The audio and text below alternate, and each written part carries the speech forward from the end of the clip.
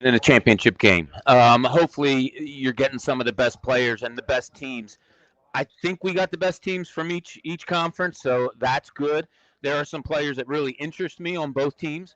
Uh, I think it's going to be a low-scoring game, and it might be one of those you got to be a real true football fan to appreciate Yeah, the you really defensive do. effort, Yeah, right? absolutely. I love defense, so I like a game that's going to be closely contested. But you have two interesting quarterbacks here. One, an MVP candidate in Drake May, and the other, Sam Darnold, who's really coming on in the playoffs, has looked spectacular, even though his reputation is that he's not that great. Yeah, you wonder, like, where does Sam Darnold go back to being the guy during the regular season that led the league in turnovers, or is he riding this high Nick Foles like in the playoffs where he's going to lead the team there? Drake May, he's a young guy, and Super Bowl's a big thing.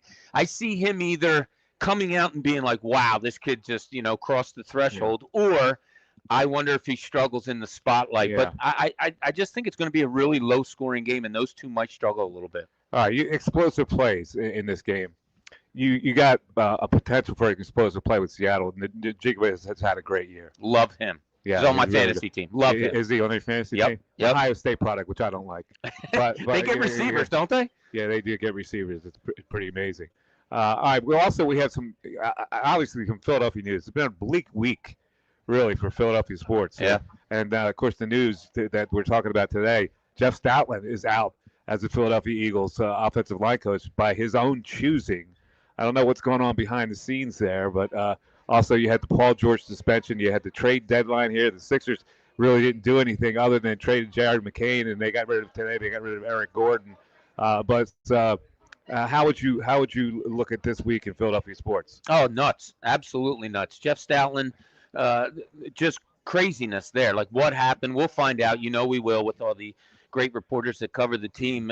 His decision, not his decision. Was he stripped? It looks like he was. How do you do that to a guy of his stature, Mike? So that stuff is nuts. The Sixers, did they really just want to be under the luxury tax? It looks Really? that way. It looks Ugh. like it's funny. The fan base is looking at it like this is a trade deadline that all it did was it lined the owner's pockets, Josh Harris. Which is crazy. And I was wondering if there was a kind of a fight there because Daryl Morey, as you know, loves to trade at the trade Yep. deadline, loves to go after big players, and Harris and company we know are a little bit cheap. So did they went out and say no? We want to just be under the luxury tax. That's what it looks like. Do they have plans for the future with the assets that they got? You hope, but as for now, this is a very kind of thin team with not a lot of depth. Yeah. Did you expect something different? Now, you cover the team for Yeah. Pattison, obviously. Did you expect that they would make a larger move because the East is kind of wide open, and maybe one move would have really taken them into that echelon? Yeah, so I look at the weakness of the team and it's rebounding. Yeah, they're not good at rebounding, and the guys that you have with Paul George out are the Jabari Parkers and the Dominic Barlows and the Adem Bonas. Like I don't know if those three guys excite you at all, Mike, but that's not championship No. caliber to me. So I thought that they would get somebody. Being as they were pretty guard heavy, I thought they would get a big that would come in and that could rebound and run a little bit. I guess they're just going to rely. This Dominic Barlow's played well on the West Coast, and he's probably going to get a standard contract coming up. I guess that's what they're going towards, but that's kind of strange. Yeah. The news, but with Paul George, it kind of hit hard over the weekend. It was like, what is going on here? And he issued a statement. Of course, he suspended 25 games for a PED or whatever they're going to call this. He claims it's not a PED. His statement was, over the past few years, I've discussed the importance of mental health. And in the course of recently seeking treatment for an issue of my own, I made the mistake of taking an improper medication. I take full responsibility for my actions and apologize to the Sixers organization, my teammates, and the Philly fans for my poor decision making during this process. I'm focused on using this time to make sure that my mind and body are in the best condition to help the team when I return. Now, I'm pretty sure he didn't write that. His representatives did. These athletes, they put out their statements that really get filtered through their agencies. Oh, absolutely. Yes, but what did you make of, like, okay, if he was taking, like, say, antidepressant medication or whatever? I don't really know the protocols there. Would that have triggered this? There is some things that I've heard would trigger, but here's like for instance, if he took Adderall and he wasn't Yeah. allowed to by the NBA or hadn't signed off on that, then that could be something that comes back and pops. The weird thing is two things that I see it. You can call numerous people and say, hey, Yeah. I'm having a little problem. Can I take this? And they can look it up quickly and say, no, but you can do this.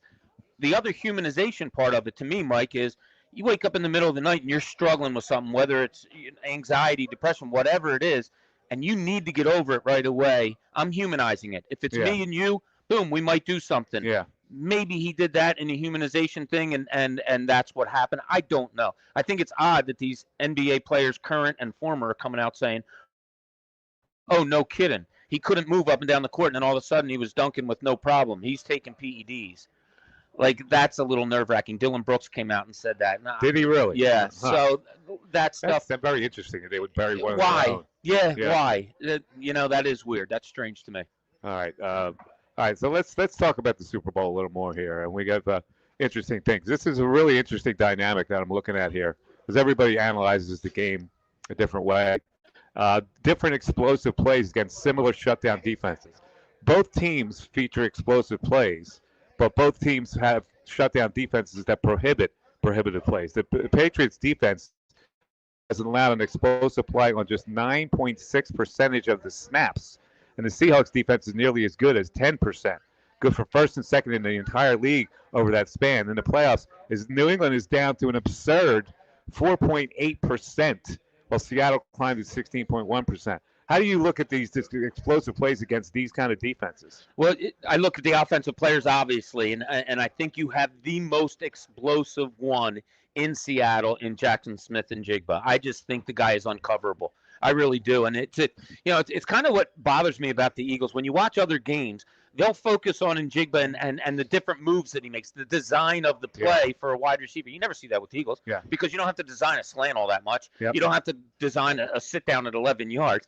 But I think Smith-Njigba is just way unable to be covered. And I think big plays with him, I'm taking the over on him on almost everything. Really? I really do like him. To score a touchdown? I love him to score a touchdown. I love him to go under the 94.5 yards that they've put up for the over-under. Yeah, I did. I think he's the difference in this game. He's been unstoppable in the playoffs. Yeah. Explosive play rate of 9.1%, which led all wide receivers. They also have Kenneth Walker, who looks fantastic. A 14.9% explosive run rate, including the playoffs. That's second highest by any player with 150 carries. And he's going to have to tote all the because they don't have Charbonnet now. So he's going to be the guy to get the 20-plus carries in this game. Yeah, and I think that's what New England's going to have to rely on. They're going to have to slow down the game, I think, a little bit. Smith-Njigba, I do. I think he's going to be so good that when New England gets the ball, they're going to have to try to run a lot of plays on their possessions in order to slow the clock down. That's why I think it's going to be a slow scoring game. That's why I'm kind of looking at the over-unders in the rushing yardage for players. Walker's got 4 TDs in the playoffs so far, averaging almost 5 yards a carry. So I think the rushing game's going to be big, but I think the difference is going to be Smith-Njigba. On the flip side, the Patriots just use a village of people. They had 6 players record at least 10 explosive receptions this year, including the playoffs. They don't have a single player with 25-plus explosive receptions, something more than half the league can claim. So Ramondre Stevenson, Trayvon Henderson, Drake May all have exactly 19 explosive runs this year, including the playoffs. The only such trio in the league, but they're one of just 9 teams to have 0 players crack 20 explosive runs. So the edge would be with Seattle as far as explosive plays go. Yeah, it would be. I do see Drake May making some plays in this game, probably out of necessity. Mike, I just think he's back there. He's got happy legs. He's young. He's ready to roll. I don't know if the passing game's going to be there against this Seattle defense, so I do see him getting some running plays. I'm seriously thinking betting the over on. I think it's like 35.5 his rushing yards. No quarterback scrambled more than Drake May. 63 attempts through 3 postseason games. He's unleashed that weapon. He scrambled 9 times over 3 games for 125 yards. The only quarterback to scramble for more yards than any postseason. Guess who it is? Jalen Hurts. Patrick Mahomes. Who logged 143 in 2019 and 128 in 2023, both Super Bowl title runs. But May has picked up 6 first downs on scrambles through these playoffs, including 3 first downs over expectation. He has averaged 47 rushing yards per game during the postseason. Can he get that done against this Seattle defense? He might have to. He really might have to. With how good that defense is, it might be a helter-skelter Drake May.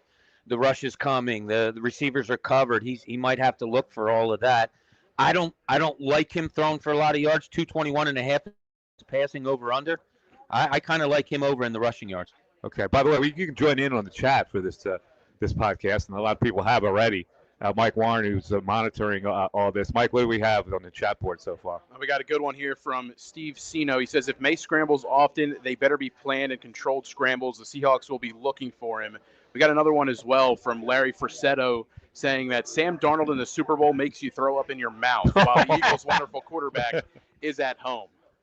Wow. The Eagles what quarterback? Wonderful Eagles quarterback? Wonderful quarterback. Okay. Yeah, is the wonderful quarterback, Jalen Hurts. Sam does not get much respect, and he has really had a great postseason here. You look at what he was during the first part of the season, but in the playoffs, he's been fantastic, man. It is amazing. Like, Sam Darnold's taken his team to maybe a Super Bowl championship. Last year, Jalen Hurts, say what you want, whatever. He had a great Super Bowl.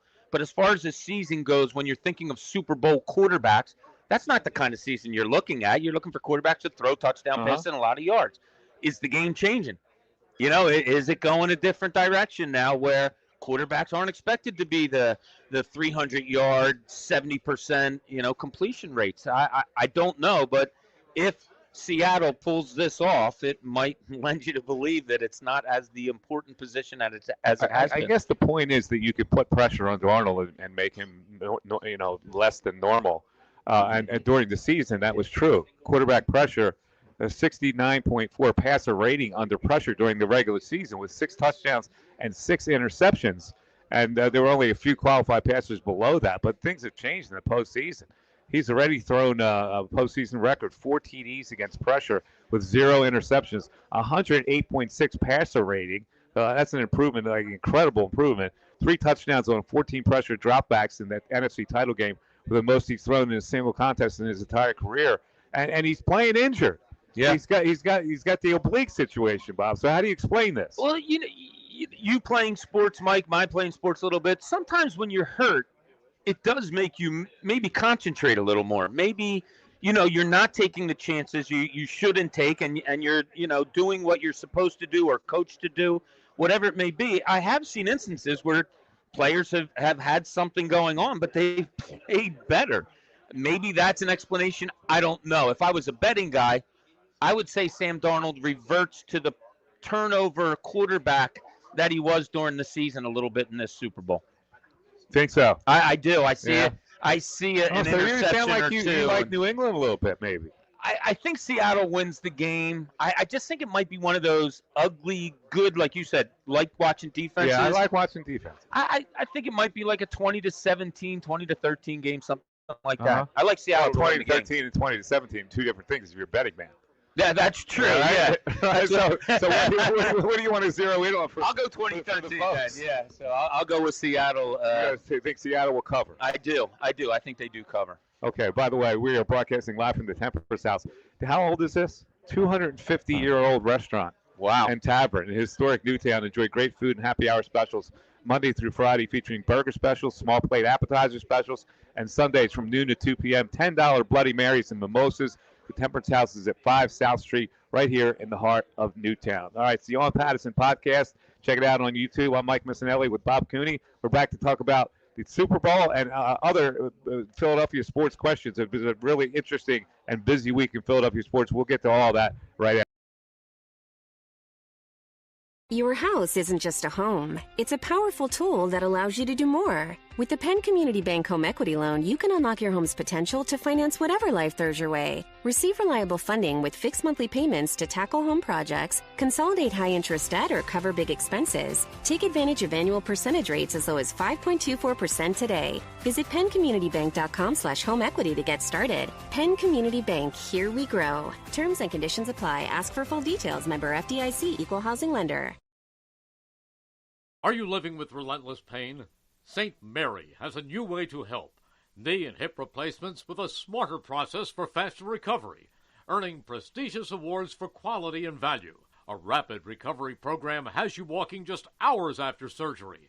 And breakthrough advances, such as custom-fit joints, position you for a longer pain-free life. 215-710-5888. St. Mary Orthopedics. It's your health. Expect more. This is Tommy Green from the 1993 National League champion Phillies. Every champion needs a good game plan. BCWSA and I want to make sure you have a game plan when it comes to conserving our most precious resource, water. Whether you're washing dishes, brushing your teeth, or watering your garden, there are ways you can save water and save money. Visit bcwsa.net for tips on conserving water. BCWSA, proven.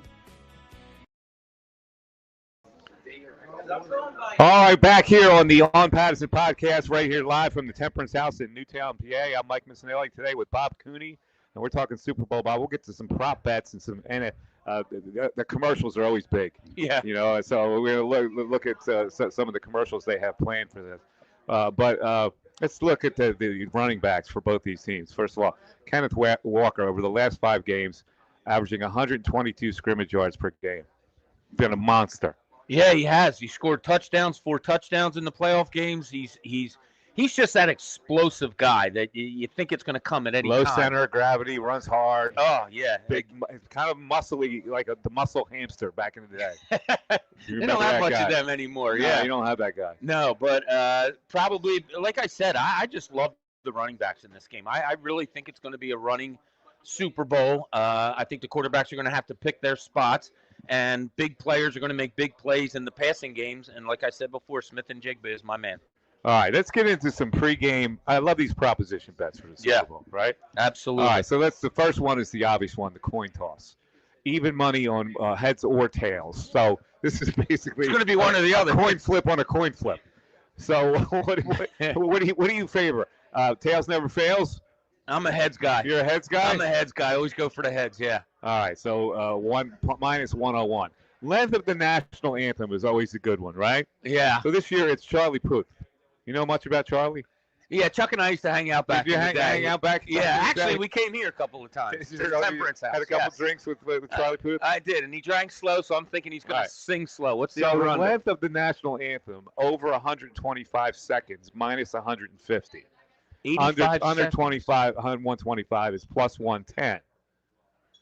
That's all it is 85 seconds? Yeah. Now, he cruises through it, apparently, on his YouTube page in 72 seconds. So you got some information here. You got some information here to go with the under, which is the better bet for you, plus 110. There's got to be some nerves at the Super Bowl. He might have to take a few deep breaths. However, that's a fast national anthem. He says he's going to put a lot of jazz into it, quote unquote. So that may take it over. Over. Are you going to go over? I'm going over. The guys at the bar are going over. I'm going over. You're going over with Absolutely. that? 140. He's going to go 140. Okay, here's another one. Will a scoring drive take less time than the anthem? The yes on that is minus 600, and the no is plus 350. I'm taking the no. I want explosive play with. I hear you. I hear you, but I think they're going to use the run to set up the pass. So, no, I don't think there's a touchdown within a minute and 40 seconds. Okay. Unusual gameplay props. The jersey number of first touchdown scorer. Over 10.5 is minus 160, and under 10.5 is plus 120. So what do you like on that? I'm going the over. You going to take the over? Yeah. All right. What's Kenneth Walker's number? 30. We know, Mike. What's Kenneth Walker's number? Is he like 30? He's number 9. He's number 9. Oh, he's number 9. So there you go. If you go under, plus 120. Oh, all right. That change it up for you? It might. I don't know. I might lay off that one, Mike. All right, here's one. I like it. Will Seattle attempt a pass from the opponent's 1-yard line? The yes is plus 550. The no is minus 1,000, which is really interesting. When you got Kenneth Walker, I guess you're not going to pass from the 1-yard line. Yeah, no. But it's not Marshawn Lynch. It's like it's not and that it's Sam Darnold turnover machine. So I say no. I go with say no. With that. You're going safe. No chance. Well, I don't like to lose money. Minus 1,000. You pay like 1,000 on that? Yeah. Well, All right. Will a Patriots linebacker or an offensive lineman catch a pass? The yes is plus 600. The no is minus 1,500. I'm taking the yes. You're going to go yes on that? I am going yes. You're going to gamble a little bit on Sam that. Darnold throwing an interception. All right. Which player will be shown first with next-gen stats? Jackson Smith-Njigba, minus 200 is the favorite. Stephon Gibbs is next at plus 400. Oh, I got to go in Jigba. They're going to be all over gonna him go all Jigba. day long. Yeah, and he's the best receiver in football. All right, let's go to the broadcast. We go to the broadcast. Sure. How many Super Bowl 59 highlights will be shown? The over 1.5 is minus 150. The under 1.5 is also minus 150. I'm going under. You're gonna go under? What are the what's the combination? What's the normality that? Or, what should I say here? What is the relation between 59 and this year? Like the Chiefs, the Well, Eagles aren't in it. The Chiefs true. aren't in it. Milton Williams. Yeah, Do you- Milton Williams. But I don't know what he Did did that. in the Super Bowl. Did he do No, anything? he probably did he even didn't do play? anything. It almost looks like under is a gimme. I'm going the under. Absolutely No, the under under. almost looks like it's a gimme. Plus, nobody likes the Eagles now because they're firing all their old head coach or assistant coaches. All right, what will be mentioned first on the broadcast? Drake May attending his first Super Bowl 50. Attending Super Bowl 50. Sam Darnold, the first quarterback from the 2018 class to reach the Super Bowl. Jeez.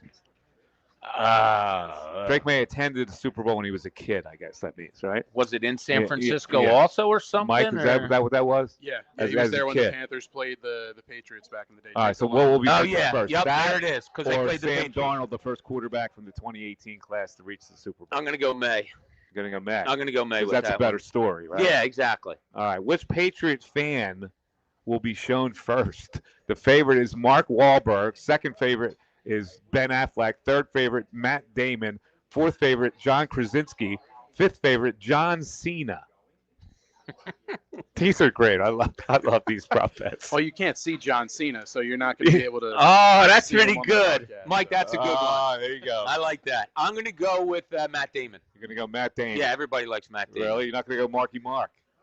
Nah, Ben because Affleck. he's going to have a glass of red wine in his hand. They're not going to want to show that. Okay. Affleck might be bombed off his ass and have a cigarette in his hand, and So I'm going to go Matt Damon, the safe call. Which Seahawks fan will be shown first? Richard Sherman is I was the going to favorite. say, do they have favorite fans? Richard Sherman, the favorite at plus 200. Chris Pratt is the Seahawk fan Is he? at Good for plus him. 400. Will Farrell at plus 450. Rainn Wilson at 600. Eddie Vedder at plus 600. Whoa, I like Well, this Eddie Eddie Vedder. Vedder. How about Sir Mix-a-Lot? You like that? I thought Vedder was from like Chicago. No, he's a Seattle guy. I'll go out of that group. He's the grunge from Seattle, huh? I'll go with Eddie Vedder out of that group. He's not well known though, is he? If Eddie Vedder's Eddie name pops Vedder? on the screen, like do 30, 40-year-olds know Eddie Vedder? Or All right, here's another one. Chris Collinsworth. He has his idiosyncrasies, right? Well, Chris Collinsworth mentioned Patrick Mahomes. Minus 190. I say no. You say no, he won't mention Patrick Mahomes. No, because the Eagles and the Chiefs were both disappointments this year. I think they're just going to erase that Super Bowl out of their head. Here's another one. Will Chris Collinsworth say, now here's a guy. Yes. At minus 175. I thought there'd be an over-under, like 2.5.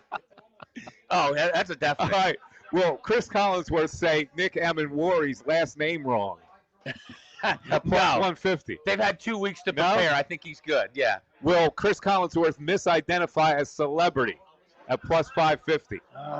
Misidentify. I don't know. I think they tighten things up for the Super Bowl. You do? I do. I think if he doesn't know who it is, he just keeps quiet. We'll do a couple more until we get to our next break. Halftime show. Bad Bunny, of course. Bad Bunny. Very controversial. A lot of people like it. A lot of people don't. Now, Bad Bunny's first song, Bob. Oh, okay, yeah. 400 runs. Wait, hold on a second. Titi mi pregunto. Minus 175 is the favorite. La Mundaza is second. Valle inavoidable.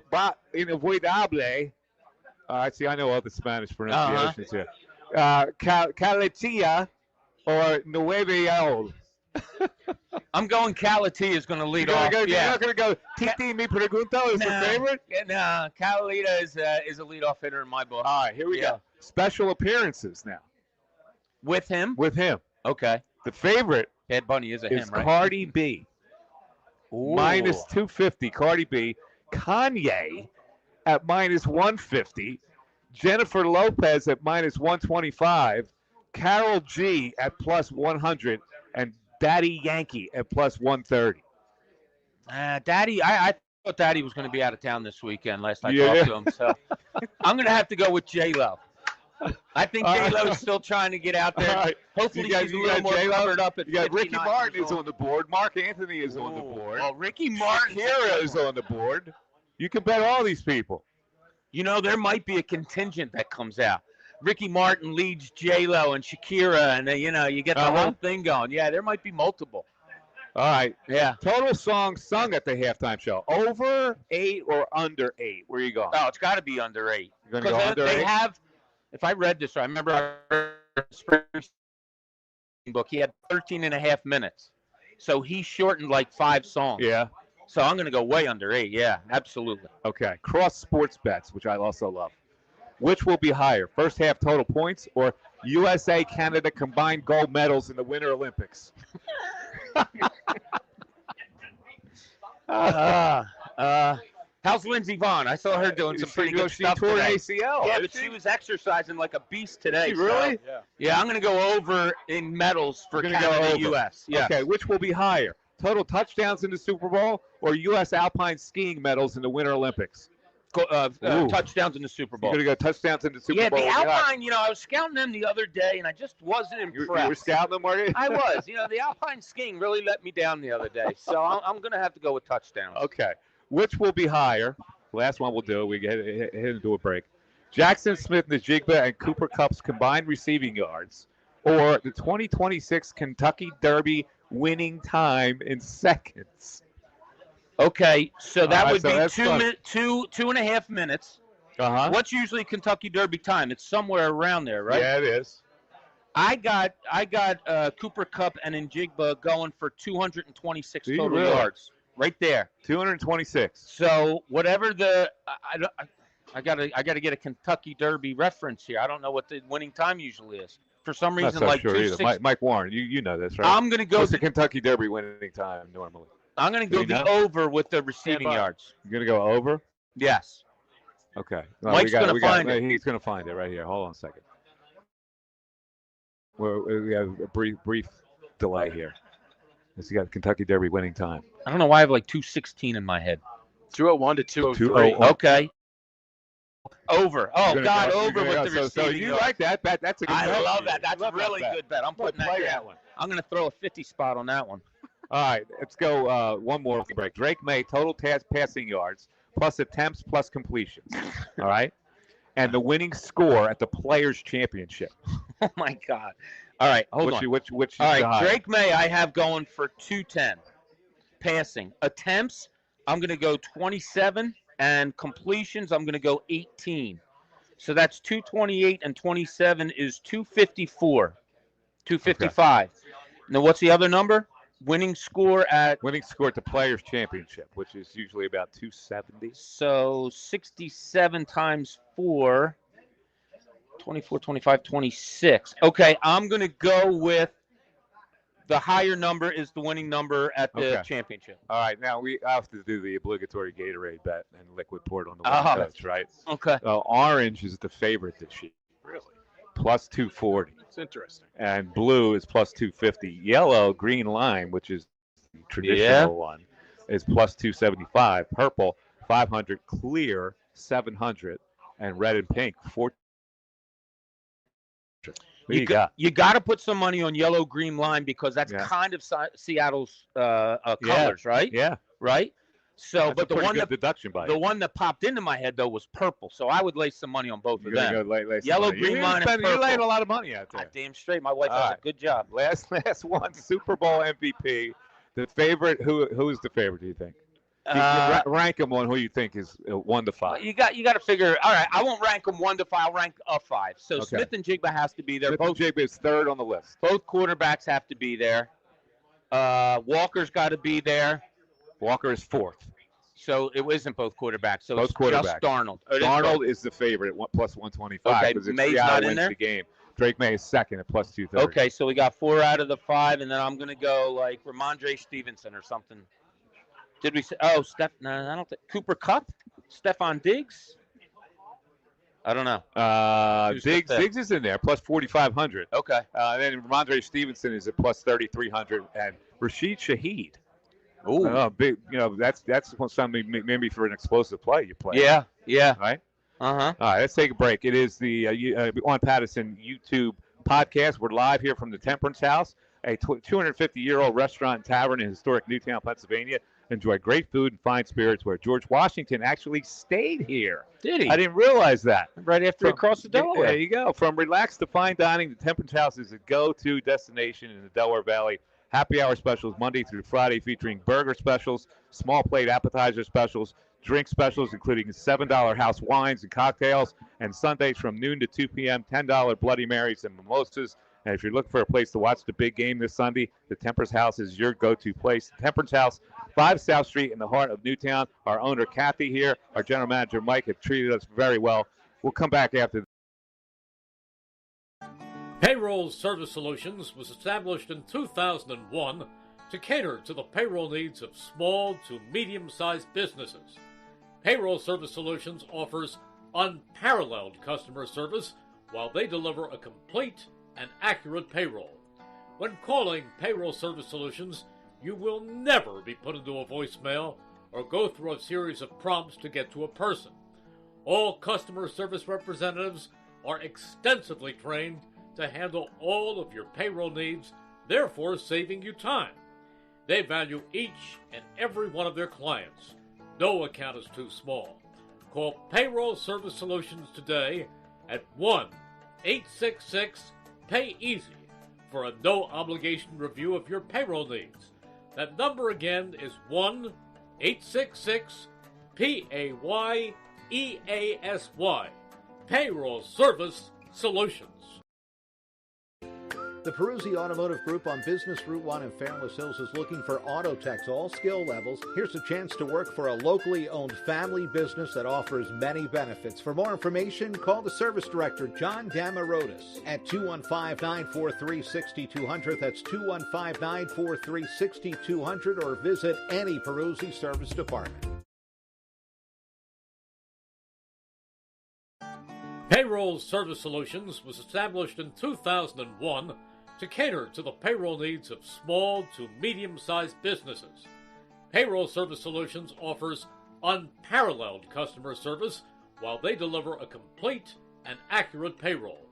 When calling Payroll Service Solutions, you will never be put into a voicemail or go through a series of prompts to get to a person. All customer service representatives are extensively trained to handle all of your payroll needs, therefore saving you time. They value each and every one of their clients. No account is too small. Call Payroll Service Solutions today at 1-866-PAY-EASY for a no-obligation review of your payroll needs. That number again is 1-866-PAYEASY. Payroll Service Solutions. All right, we're back on the On Pattison podcast on YouTube and on WBCB Sports. I'm Mike Missinelli with Bob Cooney. Bob, let's talk Eagles, because today there was a big fallout on the offensive line coach, Jeff Stoutland, saying no more, no mas. He's out with the Philadelphia Eagles. What do you think happened here? The Eagles, of course, hired Sean Mannion as their new offensive coordinator, and today brought in Ryan Mahaffey as their run game coordinator, which is what Stoutland was doing. What do you think is up with this, and what do you think the fallout would be with these offensive linemen? Do they love that guy? Yeah, and that's odd that they brought in this kid Mahaffey right after letting go Stoutland. Yeah. Was there something there? Well, Mannion probably said, I want my own guys, right? Yeah. So he brings his guy in there, and that's the way it usually happens. And probably in the discussions with Sean Mannion, he said, listen, we have to do it a different way. And Stoutland's ideas, although they paid dividends for this franchise, maybe just a little outdated for my taste, because he's a young guy, 33-year-old offensive coordinator. Yeah, it's a gutsy move. I mean, if I'm a Nick Sirianni, if I'm a Howie Roseman, and Mannion comes in and says, no, I want my own guy, I'm kind of looking at him and saying, well, who the hell are you? This is Jeff Stoutland. Yeah, like he's going to help you more than your new guy's going to help you. I don't know. It's a strange dynamic. And it's kind of bittersweet, too, because what you have is a very popular position coach who's been beloved by the fan base. But the fan base also knows that the run game sucked last year. Yeah, and look, coaches have bad years. I mean, is Jeff Stoutland not afforded to have one?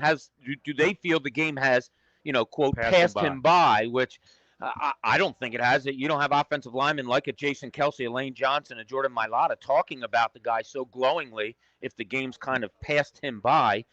I think it was a case, Mike, where he's there and he's kind of sitting back and saying, really?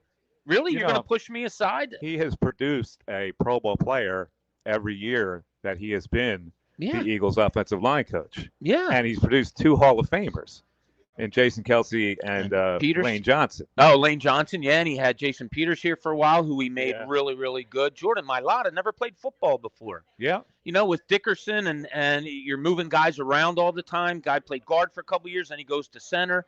So it's shocking. It's shocking. And if you have players that are in there going, what the hell are we doing? What does the fan base have to say about that? I'd love to hear from the fan base about whether what side they're on here. I was listening a little bit to Sports Talk Radio today. And a surprising number of people. They still have that? Yeah, they still do. Do they? Oh, okay. Apparently they still do. I didn't know that. I thought it ended a little while ago. It ended with us. Okay. So, yeah, but they still carry on. In any event, surprisingly, it was on the side of the Eagles' offense needed to change. There had to be change. Yeah, and we all saw how bad it looked. I mean, watching that offense, it was anemic. It was. And it was, and a lot of it went to Jalen Hurts, and I think there's a lot that should go there, and a lot of it might go to the running attack. The way it wasn't as good as last year, though you're never going to duplicate what Saquon Barkley did last year. Did changes have to be made? Probably, of course, but I don't know if they went about the right way of making them, Mike. What do you think that they should have done here?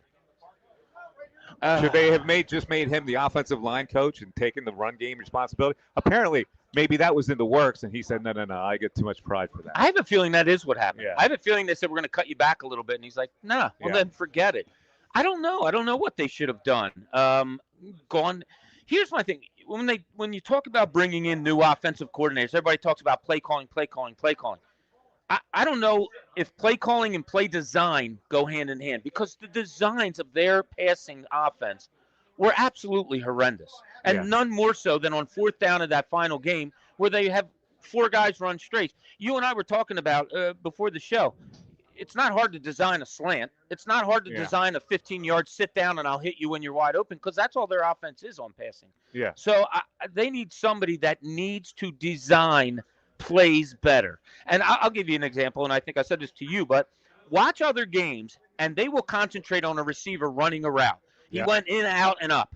You watch in the Eagles game, they never concentrate on the receiver on the Eagles and saying, look at this pattern. It was great, because there's nothing there. Yeah, they need a designer on offense in my book. So how do you feel about Sean Mannion being the designer of this newfangled offense? Everybody has great things to say about him. He's a 33-year-old guy. He's a couple years removed from actually putting on the pads, and all of a sudden he's risen to the ranks of this. That is, like we talk. Sports is copycat, right? And everybody copycats plays and designs and the way you want to do this and the way you want to do that. Well, the new thing is you sign the young guy who's going to be the next Sean McVay, and here he is. Yeah. Maybe he is. I'm not going to lie and say I know that much about Mannion, but maybe he is. Whether they're going to that style, obviously. It's got to have a McVay or a Shanahan influence. Right. It has to be under that tree. And what Mannion likes to do, I was listening to something today, he likes to go under center, 80% of the time under center. Can Jalen Hurts do that? I mean, is he a good drop back quarterback and throw the ball? The million-dollar question is, where does Jalen Hurts fit in all this? You can change whatever you want to change as far as the coaches go, but the quarterback's got to be the guy that executes the plays. And are we confident enough that with any style, Jalen Hurts could do that? I just don't know. I don't know, and I don't have confidence in him right now. But it's weird. Like I was looking at the first play in the NFC Championship game last year against Washington. It's Jalen Hurts gets the ball and pitches out on the short side with Saquon Barkley running as hard as he can, catches the pitch out, and that's when he went, 50 yards or whatever it was. I don't think I saw that play once this year. No, you really didn't. You know what I mean? Like, and you know, tell you what else you didn't see? The slant to A.J. Brown. No. Which was a money play from the get-go. Right? Didn't see that at all. Which is I didn't see. That's the thing I don't understand about that offensive coordinator, Patullo. when he like what you say, what I say, the plays that work, why didn't they execute it? Like, who can stop a slant to A.J. Brown? Yeah. And they didn't run it. No, and if they did run it to either he or Devontae Smith, if it was 3rd and 8, they were running 6-yard ins, and they were getting stopped as soon as they caught the ball. I don't know. To me, it's pretty simple in my eyes. When Saquon Barkley gets the ball on the run, he's really good. Yep. When he gets the ball and he's standing still and then has to go, he's not that good. Yeah. And Give him the ball on the run. Their blocking schemes weren't that good to make that play go as well. Exactly. All right. So what do you think to these guys, the offensive linemen now, who have been tutored by this guy? How does it affect those guys? I know, like, when you're a professional athlete, you can't really be affected by all these kind of changes. But, these guys grew up with Stoutland.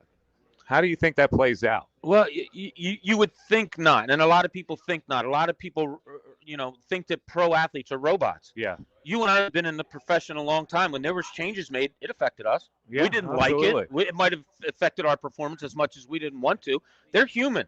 Their best friend just got taken out of the room. Yeah. You've worked with partners that you loved before, absolutely. and they got taken away. Happened to me also. I remember Steve Fredericks being taken away from me. Steve Fredericks, Jamie Lynch. They put me to work with a guy that I didn't like very much. Yeah, that was a blow. I remember that. But how does it not affect them? Yeah. Like I can only imagine that you have 4 or 5 offensive linemen out tonight or tomorrow drinking beers with each other, saying, "What the hell just happened?" Sirianni, the head football coach of this team. If you were, it's funny. Somebody brought this question up to me the other day. If you were to have a draft of NFL coaches, like you're selecting, you're doing a draft of NFL coaches, how long would it take you before you chose Sirianni? Now, this is a guy that's been very successful, but a lot of people in this town still don't believe in the guy. Wow, that's a great question. Who the hell put that to you? You got some smart friends. Yeah, a friend of mine put. If you had a draft, where would Sirianni come up? Now, I'll tell you what. Who would be your number 1 draft pick? I'll say my number 1. Oh, I love Andy Reid, but it might be McVay. I was going to say you go McVay. Shanahan I like, but like McVay, they just don't Shanahan get over the top. Both of those guys would be chosen ahead of Sirianni, though. Oh, right? my gosh, yeah. Put it this way. In Philadelphia, Sirianni probably would drop more towards 10. Nationally, I think he'd be more towards 5 because a national person's going to go, oh, wait, Philly's been in the Super Bowl 2 times or 3 times in the last whatever years, so and they won 2 of them. For that. Exactly, yeah. Even though he wasn't there when Peterson. But I think he would get more votes outside Philly than in Philly. What other coaches did you think? You put Andy Reid still in the top 5? I love Andy Reid. You love him? I do. I do. I really like Andy Reid. I think you asked Mike Warren. He's chomping a bit to get involved in this. Mike, if you had an NFL coaches draft, how long would it take you to get to Nick Sirianni? Oh man, it would take me a little bit, at least like 26 or 27. No way. Yeah, it would take me a little bit. Come on, yeah, now. I really do. You're not a Sirianni guy. No. 27. Come on, man. Yeah, man. This device, like, what does Nick Sirianni bring to the table? Like, that's been my whole angle on this guy. Well, he brings a Super Bowl to the table. Is what he brings. Sure, but like, look at that Super Bowl. What does he put his finger on in that Super Bowl run? Kellen Moore's offense, Vic Fangio's defense. Yeah. Again, there were like 10 coaches fired during the offseason. I know. How could you put him 26? I don't know. He ranks low. That's probably a little bit of a stretch, but he ranks low on my list because, like we've talked about before, I put Nick Sirianni in the same kind of a boat as James Franklin, where it's like they don't have a true identity on either side of the football. They're not one of those type of coaches. They're a rah-rah, motivate kind of coach, except in the NFL, you don't need to motivate grown men who are getting paid millions of dollars to play a child sport. So that's where he loses me in that regard, and he lost me even more with this whole Stoutland debacle. All right, so let me ask you your opinion on the Stoutland thing. What do you think was at work here? You have a pretty good finger on the pulse here. I think ultimately, Nick saw something wasn't working, and he saw that this wasn't the same offensive line as a season ago, and so when you have your best friend as your offensive coordinator and he's probably feeding something into your ear like we need to make a change in the run game because this is going to open up the passes for AJ and for Devontae, then they're going to make a change in the run game and Nick's going to get more involved and Jeff Stoutland's going to take more of a back seat. So I think that there was probably some peer pressure involved. There was probably a little bit of, all right, we need to make a change now and it can't be a firing or anything like that. We need to switch whose responsibility over.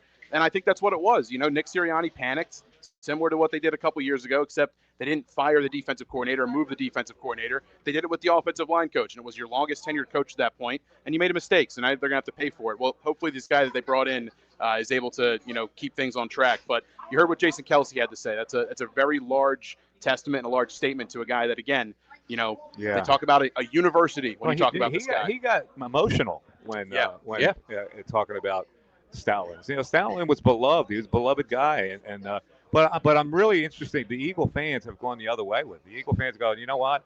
He's no longer my guy. Stoutland University, okay, it's closed now. Yeah, it's done. Anybody commenting on our chat board? What do you got? Yeah, August Drums saying anybody can Friday Night Lights and watering a seed nonsense. How can you ever take this guy serious? Talking about Sirianni. And then Steve C. Vino said, it is amazing that Sirianni has this backwards aura about him. Maybe if Sirianni was just weird in the beginning talking about Flowers, maybe if Sirianni wasn't just weird in the beginning talking about Flowers and his family. Probably why. He got off to a terrible start. Yeah. Well, the way I look at it is similar to Jalen Hurts. When people say, oh, who's better, Jalen Hurts or quarterback X? I always say, all right, bring quarterback X and put them in this offense. I think they'd be better than Jalen Hurts. Well, bring how many coaches into this team, and would they be better than Nick Sirianni? I have to say, like a Sean McVay with this offense, I don't know. It's just or a McDermott with this defense. There's a lot of coaches. Harbaugh, Mike could be right. I don't know if I have him as low as 26. Would you have taken Sean McDermott over him? Yes, you would. Absolutely, yeah. Wow. And some of the things I read after he got let go from executives in the league saying, my God, anybody can be fired because Sean McDermott did a great job. Yeah. That's their words, not mine. So. And John Harbaugh, you'd have to put ahead of him as Absolutely. well, right? And no Jim question. Harbaugh probably too, right? Nah, I don't like No, you don't like I'm not a Jim guy. Harbaugh? I don't like the khakis. You don't like the I don't like the khakis. I don't like the looks on the face. You don't like the khakis. I don't like the way he bends over and watches the game. It gets on my nerves. All right. We got to talk about some Sixers after. We'll take a break and we'll come back and talk back to Sixers, your field of expertise with the trading deadline. And I want to propose a trade, the Giannis trade that was out there. I want to see how you feel about that. That's coming up after this. It is the On Pattison podcast. Mike Missinelli and Bob Cooney along with us today, and also Mike Warren checking in. We're back after. Ventresca Limited, the Delaware Valley men's store, is located in historic Doylestown. For casual clothing in denim to business suits and tuxedos, Ventresca Limited has a large selection you have to see to believe. The experienced and knowledgeable sales staff can show you the many brand labels that have made Ventresca Limited in Doylestown a must for men concerned about their image. Select from Canali, Brax Jeans, Hickey Freeman, Johnson Murphy Footwear, and much more. Custom alterations are free. Visit Ventresca Limited on the web at ventresca.com. Are you living with relentless pain? St. Mary has a new way to help. Knee and hip replacements with a smarter process for faster recovery, earning prestigious awards for quality and value. A rapid recovery program has you walking just hours after surgery, and breakthrough advances such as custom-fit joints position you for a longer pain-free life. 215-710-5888. St. Mary Orthopedics. It's your health. Expect more. At Penn Community Bank, we're your financial partner for all of life's moments. Our checking accounts are designed with you in mind, providing convenient access and 5-star mobile and online banking services to help you achieve your goals. Right now, you can earn a $350 cash bonus for opening a qualifying new checking account with direct deposits in the first 60 days. Visit PennCommunityBank.com/cash bonus to learn more. Penn Community Bank, here we grow. Offer terms and conditions apply. Limited time offers subject to change. As for full details, member FDIC. All right, we're back on the On Pattison podcast with Mike Missinelli, and today Bob Cooney with us today, also on WBCB Sports, and we're broadcasting live today from the Temperance House in South State Street in Newtown, Bucks County. Dime where George Washington actually stayed in 1772. He stayed here. I believe you were alive, Bob. I was covering the Phillies back then, actually, yeah. Enjoy fine cuisine in the same room he ate in. He ate in this room. Wow. George Washington ate in this room. The Temperance House offers the finest cuts of steaks. He probably had a steak. Bone-in ribeyes, filet mignon, pork chops, fresh seafood dishes. Maybe it was seafood.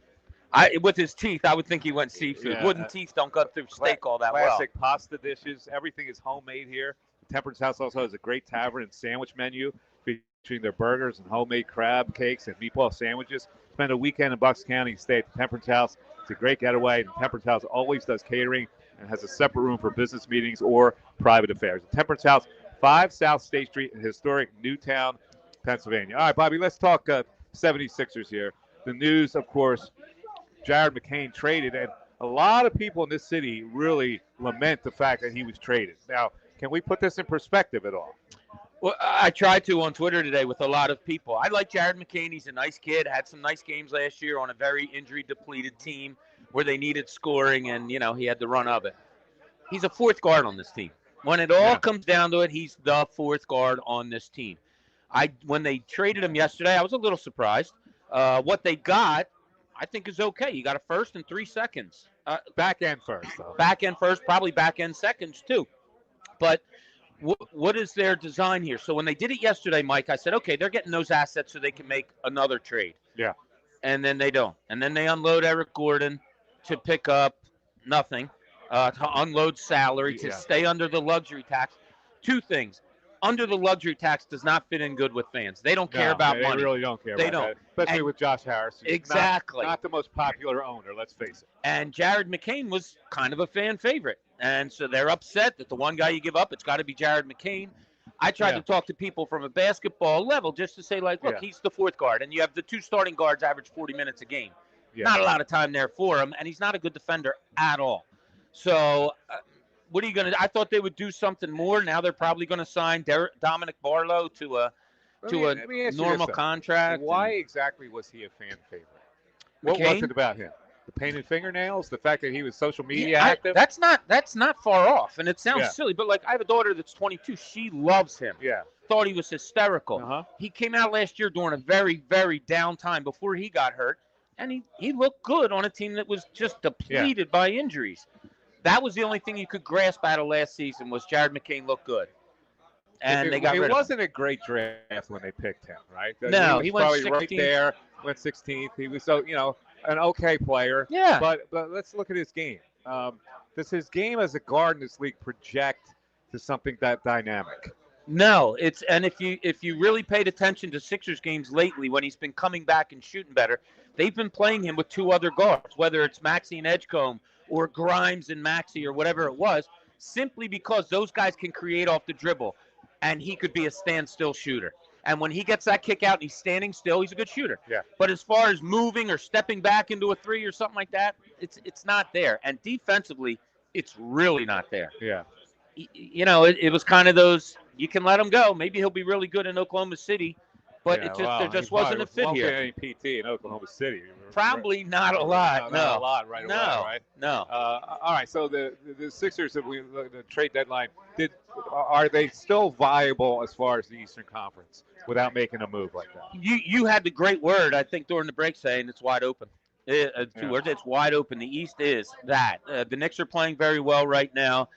Detroit's having a surprising year. That Tobias Harris-led Detroit Pistons team. Yeah, there you go. Could they make some noise? Sure. And if Embiid plays the way he's been playing, and the old phrase, if he stays healthy, Paul George comes back. He's had time off to rest up, 35 years old. Yeah, they could make rest up or file down. Well, he can practice and all that. I hear what you're saying. But he can stay in shape. He can practice at 35, getting 25 games off.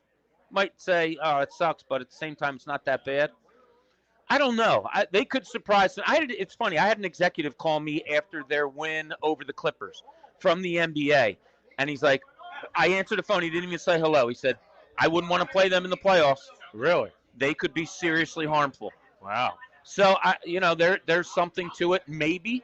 But we'll see. It's just that maybe thing right now. I don't like that you got Dominic Barlow in a starting lineup right now. When Paul George comes back, he's out. What's Dominic Barlow, Jabari Parker, Ademba? What are they going to give you off a bench? in serious time. I think don't Barlow think so. actually is more valuable as a starter, don't you think? Where Exactly. You have that waste player that doesn't need to really have the ball or do anything. The Mark Ivoroni of days Mark past. Ivoroni type of guy. I wrote that last week. I said, if he does get out of the starting lineup, where do you find minutes for him? It's hard. Because you can't put him with the second unit. He needs to be with the first unit where he can pick up some rebounds and get junk baskets and all. But he's looked really good on this West Coast trip so what far. trades raised your eyebrows a little bit in the league? Was the Harden trade Cleveland? Does that do anything for them? Darius Garland? The Harden is he a winner? I just don't know. No. But why do people keep reaching out for him? Because he's a great player. Yeah. He's just not a clutch player, and his teams don't win in the playoffs. I don't know. Sometimes things are inexplicable. The eyebrow getting moved again. That's amazing. Like, here's a guy that's a great player that he's with the Washington Wizards now. What are the Wizards doing? Well, they are rebuilding, and they got rid of Bradley Beal and all that stuff. Two old guys, Trae Young, and they got Anthony Davis. So what are they trying to do? I don't know. Washington has always been a place to me where pro basketball players go to die. Yeah, like their careers. It's the truth. It's just a hellhole, and I don't know. But Anthony Davis, having been moved so much and really not becoming the player you thought, how did it all start? He asked to get out of somewhere. That rarely works for anybody, whether it's high school, college, pro. Yeah, and Harden always asks out, too. It's amazing. Harden can never be happy anywhere he is. No. Like, what is that about? But, coaches, GMs are very egotistical. They have to be. So they all think, well, Harden's a great player. I can make him better now. I'm the one that's going to bring him over the top, and maybe that's what Cleveland's thinking. Well, I don't know. Nick Vucevic goes to the how about Celtics. that? That's a good pickup by the Celtics. Yeah. I've always been a Vucevic guy. Yeah, I'll tell you a funny story about him after the show. But tell me now. No, we can't say it on air. This is a show. I don't think we can say it on it. No, you can't clean it up. No, because there's names involved. I want you to know. Okay, but, put player X and player Y. You don't have to identify. It was Coach X. Coach X. But I've always liked Vucevic's game, and he fits with the Celtics, doesn't he? Yeah. Doesn't he seem like a Celtics he's a player? Perfect exactly Celtics what guy. I was going to say. Like Rick Roby type of guy. And guys that'll go there and and they'll be good. And he'll make the right plays, and he'll get his 22 and 10 every night. Yeah, that's a good move by the Celtics. I do like that. And if Jason Tatum comes back, which I doubt he will this year, but that's a formidable team even without Jason Tatum. Jaren Jackson to the Jazz, intriguing for 3 first-round picks and players. I was surprised at that. I was surprised that's a big Jaren time Jackson. Get by them. Yeah, I was surprised he got moved. That's another one of the bigger ones of the trade deadline. We have a chat board. We have 1 minute. We have 1 minute. Oh, I thought you'd give me a chat board. All right, Bobby, 2 days ago there was an anniversary of a significant event in the NBA. You know what it was?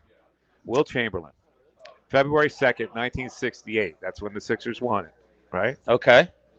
68 they won? No, they won 67. 67, 68? 66, 67. Yeah. All right, so the following year, he went for 22, 25, and 21. The only time a triple-double 20-plus. Unbelievable. You think about that for a second. It's crazy. One of the highlights of my career, Mike, was Stan Hockman sitting me down, knowing how much I love basketball. Stan Hockman. He would sit me down and tell me Wilt stories. First-hand Wilt stories. It was the great, Wilt was something else. It was the greatest. 3 blondes once. And a glass of milk. And a glass of milk after the game. Yeah. All right, let's take a quick break here. It is the On Pattison podcast right here live from the Temperance House in Newtown, PA. Mike Missinelli with Bob Cooney. We're back after this.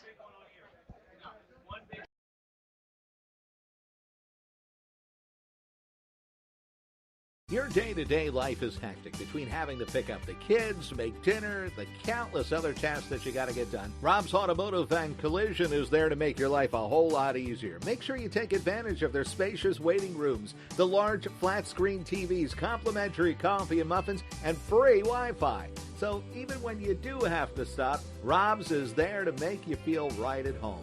Give Rob's a call today at 215-826-9200 for any of your auto repair needs. Penn Community Bank, we're your financial partner for all of life's moments. Our checking accounts are designed with you in mind, providing convenient access and 5-star mobile and online banking services to help you achieve your goals. Right now, you can earn a $350 cash bonus for opening a qualifying new checking account with direct deposits in the first 60 days. Visit PennCommunityBank.com/cash bonus to learn more. Penn Community Bank, here we grow. Offer terms and conditions apply. Limited time offers subject to change. As for full details, member FDIC.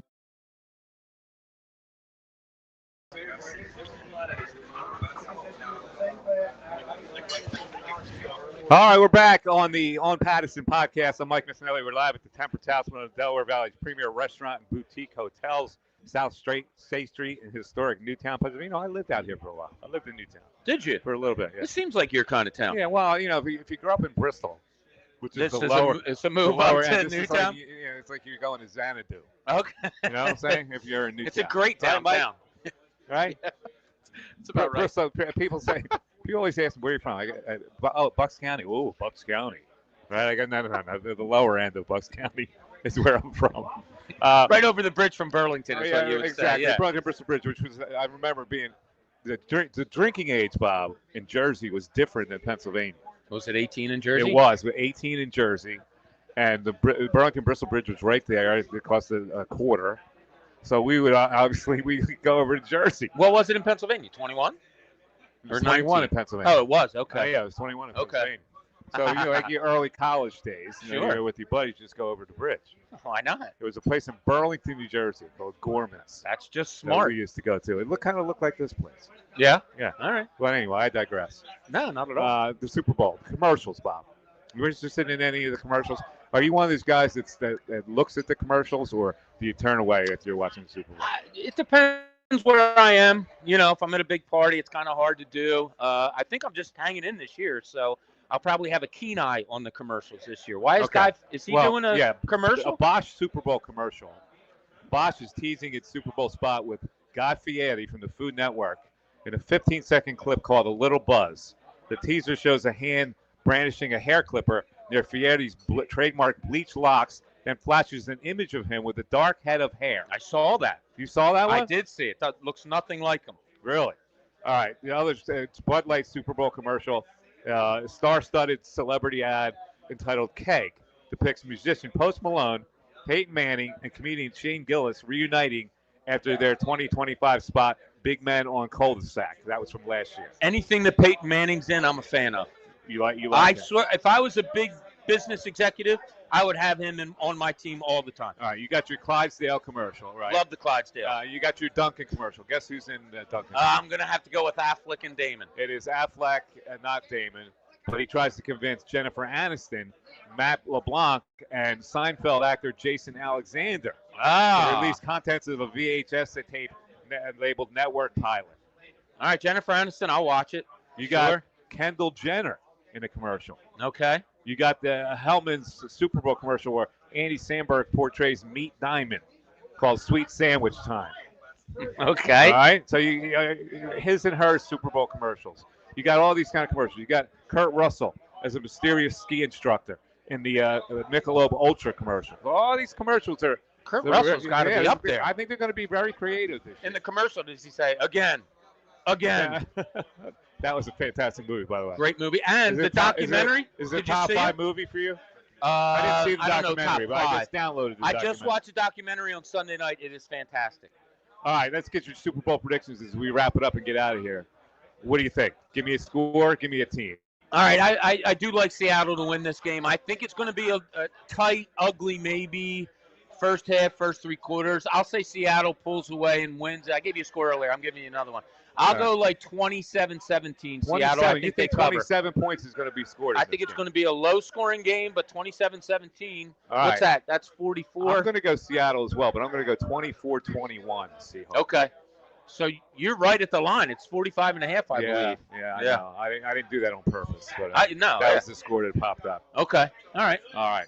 So thanks for listening, everybody. We have any comments for till we get out of here? No, nobody likes us. Mike Warren. Thanks to Mike Warren for hanging out. Thanks to Bob Cooney for hanging with me today. Absolutely. And, everybody have a great rest of the evening. Be safe out there, and we'll talk to you next week on the Pattison YouTube Sports Network.